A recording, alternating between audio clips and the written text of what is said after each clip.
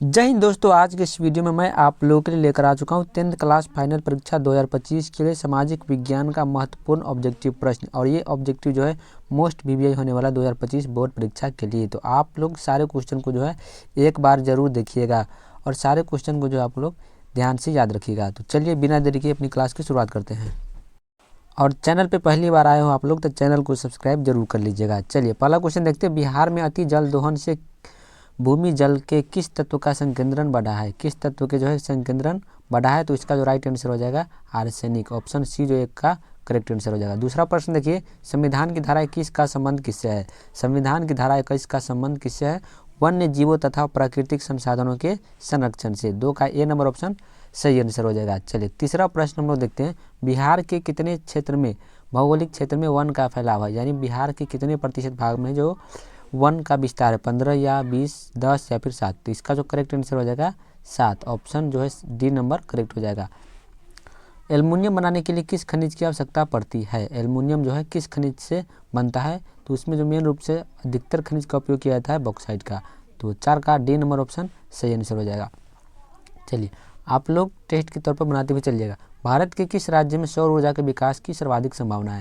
यानी भारत के जो इस चारों राज्यों में से किस राज्य में है सौर ऊर्जा का विकास सबसे ज़्यादा हो सकता है? तो सौर ऊर्जा का विकास सबसे ज़्यादा कहाँ होगा? जहाँ पर सबसे अधिक तापमान रहेगा और सबसे अधिक तापमान, तो ये कहाँ पर रहेगा? राजस्थान, क्योंकि यहाँ पर मरुस्थल है और यहाँ पर सबसे ज़्यादा धूप भी रहता है। निम्न में कौन छोटे पैमाने का उद्योग है? इनमें से जो है कौन छोटे पैमाने का उद्योग है? तो इसका जो सही आंसर हो जाएगा खिलौना उद्योग। खिलौना उद्योग क्या है? एक छोटे पैमाने का उद्योग हो जाएगा। चलिए अगला प्रश्न देखते हैं। देश में कितने विशेष आर्थिक क्षेत्र विकसित किए गए हैं? देश में जो है भारत में कितने आर्थिक विशेष क्षेत्र हैं? तो इसका जो सही आंसर है 10 विशेष आर्थिक क्षेत्र को विकसित किया गया है। 8 नंबर क्वेश्चन देखिए। बिहार की सीमा रेखा, बिहार की सीमा में रेल मार्ग की कुल लंबाई कितनी है? बिहार की सीमा में रेल मार्ग की कुल लंबाई कितनी है? तो इसका जो राइट आंसर हो जाएगा 6283 वर्ग किलोमीटर बिहार में कुल रेल मार्गों की लंबाई। 9 नंबर प्रश्न देखिए। तल चिन्ह की सहायता से किसी स्थान की मापी गई ऊंचाई को क्या कहा जाता है? कि तल चिन्ह की सहायता से हो जाए किसी स्थान की मापी गई ऊंचाई को हम लोग क्या कहते हैं?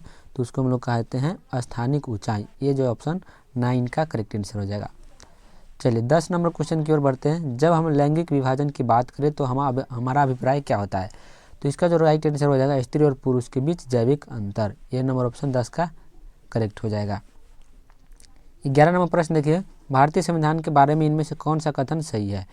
तो यह जो आपका यह धर्म के आधार पर भेदभाव की मनाही करता है। यह कथन जो है इस चारों ऑप्शन में सही हो जाएगा भारतीय संविधान के लिए।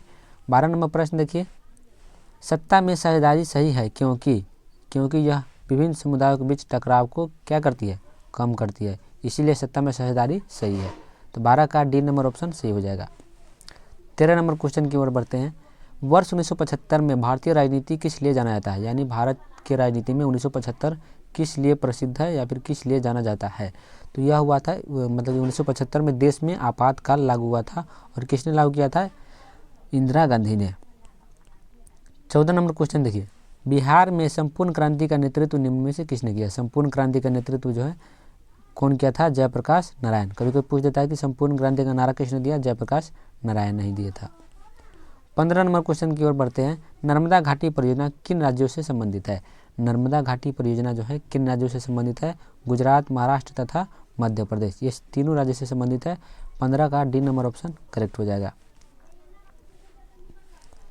निम्न में किसे लोकतंत्र का प्राण माना जाता है? प्राण जो है सरकार को, न्यायपालिका को, उपराष्ट्रपति या फिर राजनीतिक दल को? तो इसका जो सही आंसर हो जाएगा राजनीतिक दल। राजनीतिक दल को लोकतंत्र का प्राण माना जाता है। 16 का डी नंबर ऑप्शन सही हो जाएगा। चलिए 17 नंबर प्रश्न देखते हैं। दल बदल कानून निम्न में से किस पर लागू होता है? दल बदल कानून जो है किस पर लागू होता है? तो इसका जो सही आंसर हो जाएगा संसद और विधायकों पर। ऑप्शन ए जो है 17 का सही आंसर हो जाएगा। चलिए 18 नंबर प्रश्न देखते हैं। जनता दल यूनाइटेड पार्टी का गठन कब हुआ है? जनता दल यूनाइटेड पार्टी का गठन कब हुआ? तो इसका जो गठन हुआ था 1999 ईस्वी में। ऑप्शन बी जो इसका राइट आंसर हो जाएगा। चलिए 19 नंबर प्रश्न देखते हैं। निम्न में कौन अर्थव्यवस्था के प्राथमिक क्षेत्र में सम्मिलित है? अर्थव्यवस्था के प्राथमिक क्षेत्र कौन है? कृषि क्षेत्र हो जाएगा प्राथमिक, औद्योगिक हो जाएगा द्वितीय क्षेत्र और सेवा क्षेत्र हो जाएगा आपका तृतीय क्षेत्र। तो आप लोग तीनों को ध्यान रखिएगा। 20 नंबर देखिए, जिस देश का प्रति व्यक्ति आय सर्वाधिक होती है वह देश क्या कहलाता है? जिस देश का प्रति व्यक्ति आय सबसे अधिक मतलब ज़्यादा होगा वह कहलाएगा विकसित। बी नंबर ऑप्शन 20 का करेक्ट आंसर हो जाएगा। चलिए 21 नंबर प्रश्न देखिए, बिहार के किस जिले का प्रति व्यक्ति आय सर्वाधिक है? बिहार के किस जिले का प्रति व्यक्ति आय सबसे अधिक है? तो पटना जो है सबसे अधिक है प्रति व्यक्ति आय में। 22 नंबर क्वेश्चन की हम लोग बढ़ते हैं, यूरोप का मरीज किसे कहा जाता है?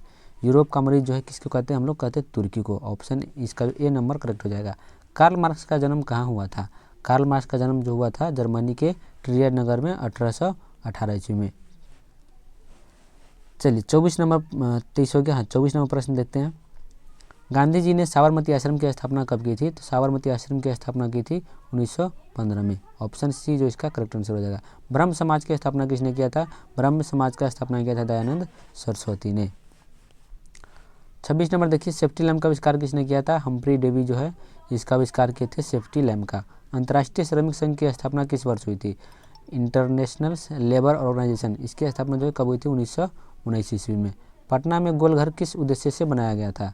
पटना का जो गोलघर है यह किस लिए बनाया गया था? यहाँ पर ऑप्शन देखिए, सैनिक को रखने के लिए, अस्त्र शस्त्र रखने के लिए, अनाज के लिए या फिर पूजा करने के लिए। तो इसका जो सही आंसर हो जाएगा अनाज रखने के लिए। और कब बनाया गया था? तो यह बनाया गया था 1786 ईस्वी में।